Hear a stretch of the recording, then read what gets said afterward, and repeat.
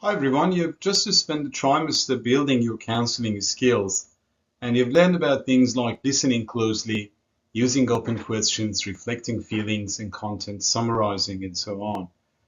What I want to show you today is how these same skills are not only crucial for becoming a good counselor and therapist, but also they're very important for doing really good qualitative research. I know most of you aren't thinking about academic careers at this point, perhaps, but if you're aiming to become a psychologist, you'll need to complete an honors year, perhaps a dissertation at some point, and maybe later when you do your master's degree, a thesis as well. So even for counselors, research careers are an important pathway in future that I hope many of you consider, as we need more counselors, academics in this country, and researchers who have practice experiences. And then these people could step into academia and research roles that are very much needed in the therapy domain. So that's where qualitative research comes in. It's a strand of research that you don't see much of it in your undergraduate program here at Griffith, but it's central in both counseling and psychology. Whenever you step into the role of researcher, whether in an honors project, postgraduate studies, or later in your career when you do a PhD and beyond, you're not just having the conversation with people, with participants, all right? It's not just the usual chat, okay? You're stepping into the space where power dynamics show up. You might have learned a bit about such power dynamics in this course, but limited to the therapy room, all right? But it's perhaps interesting to note that similar dynamics also exist in qualitative research when you engage research participants in conversations, in interviews, or focus groups, for example, or any other mode in which talking is used, okay? Where there's questions and answers, that you ask questions and you're sort of hoping to get certain answers from people. So counseling skills help you notice those dynamics, soften them, and create a space for people's perspectives, okay?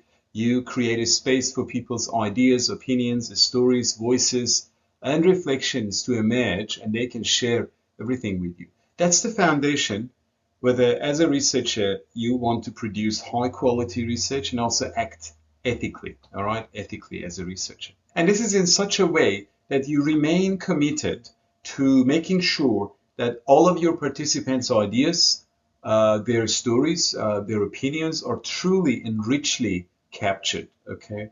So I'm going to give a snapshot of what it means to be mindful of such sensitivity in qualitative research, and what is the real value of your counseling skills in this space.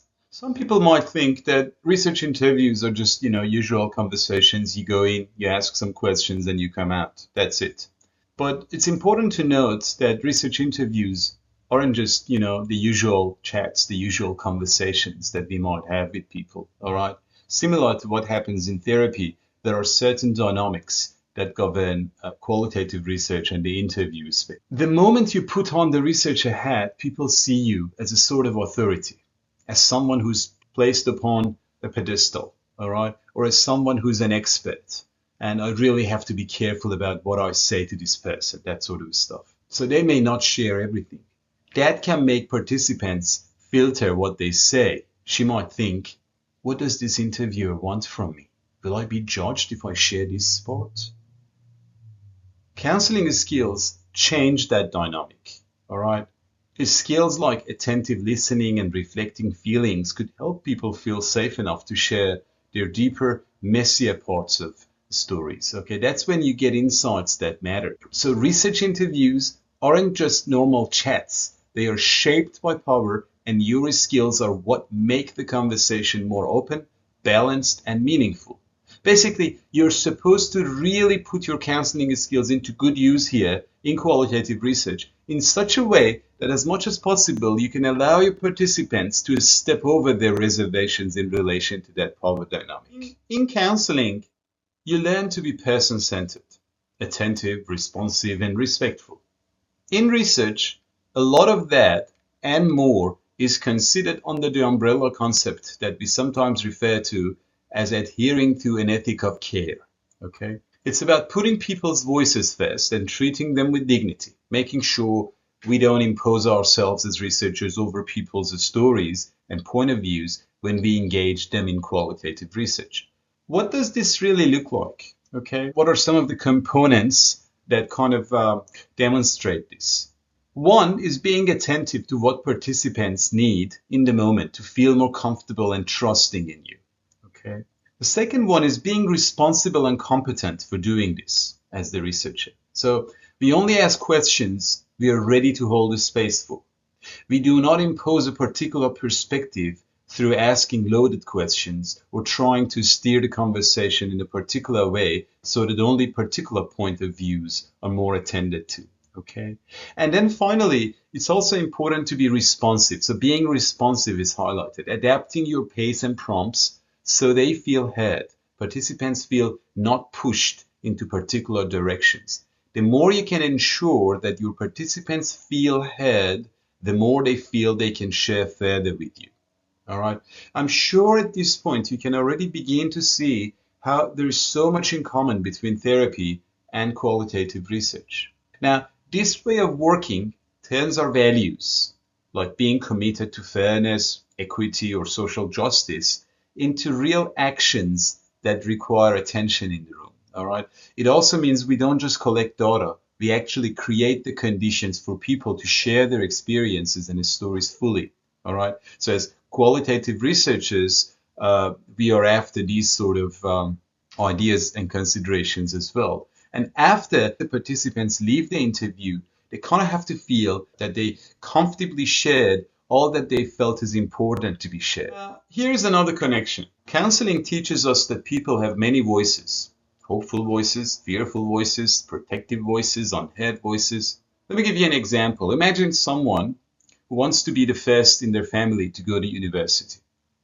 In making that decision, they're perhaps wrestling with different voices in their head. One voice says, no one in your family has gone. Why bother? Another reminds them, your father always wanted you to be the first in your family. Yet another worries, what if you waste years studying and still can't get a good job? Now, these are just example voices. There might be more. But as you can see, these voices are kind of competing, pulling the person in different directions as the person tries to make a decision. All right? Now, a lot of times in qualitative research, the way you ask and respond during the interview determines which of these voices emerge for the participants. Which of these voices are the ones that the participants share more about with you as the researcher? Okay. So for example, as a researcher interviewer, your silence and presence might let a hesitant voice appear. Your reflections might bring out a voice of emotion, a particular emotion. Or your open questions, depending on how you word them, might spark a story that hasn't been told before. All right. So carefulness really comes into attention here. And when you're working with disadvantaged or marginalized groups, all right, so whether that's LGBTQI plus communities or people with particular disabilities, survivors of domestic and family violence, perhaps refugees or people who have shared sensitive and controversial experiences and so on, these micro skills matter even more, okay?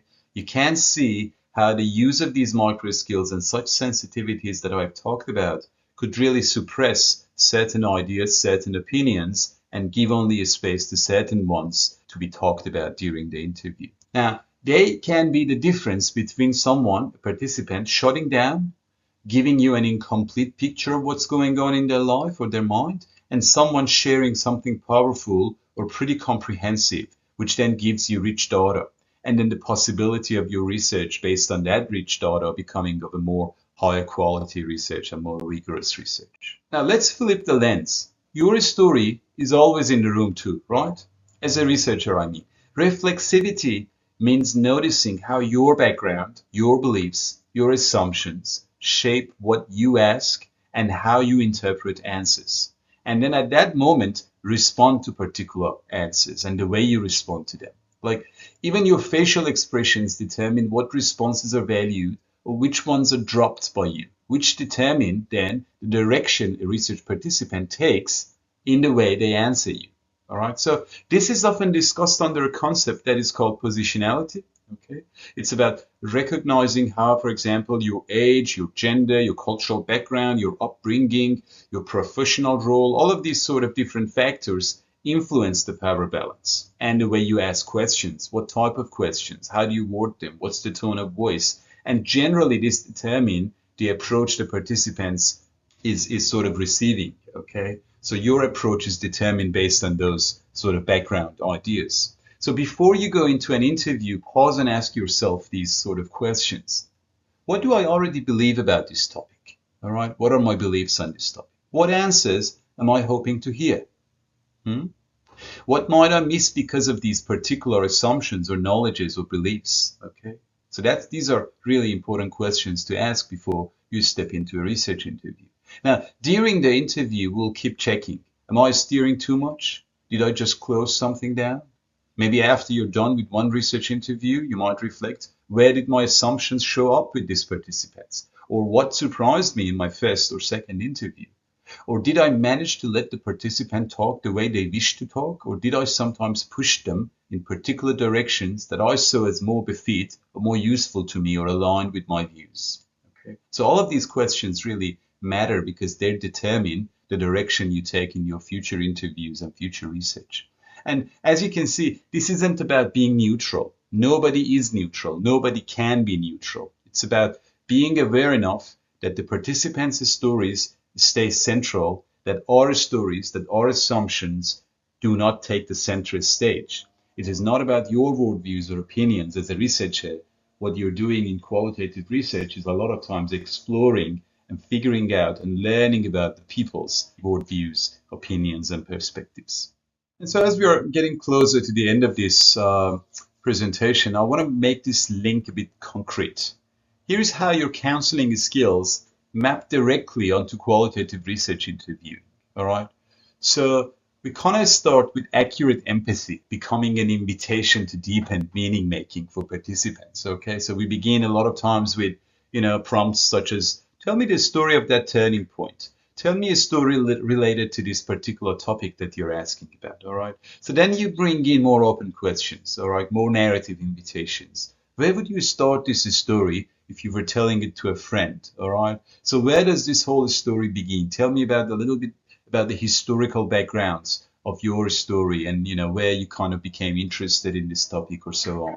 Then we get into use of our reflections. As we hear those responses after we pose those open questions, people respond to us, obviously. And then we start to reflect content, reflect feelings throughout the interviews, which then helps us to bring that emotional depth, that personal depth into the data that we are gathering through interview.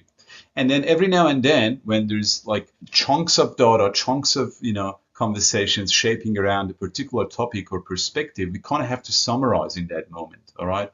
It kind of operates as what we refer to as member checking. We are reconfirming with the participant whether what we heard is accurate or whether there's something missing. So we kind of go like, here's what I'm hearing. What am I missing? Was that all you meant? Or is there something more that I'm missing here that you were trying to communicate and I might have missed that? All right.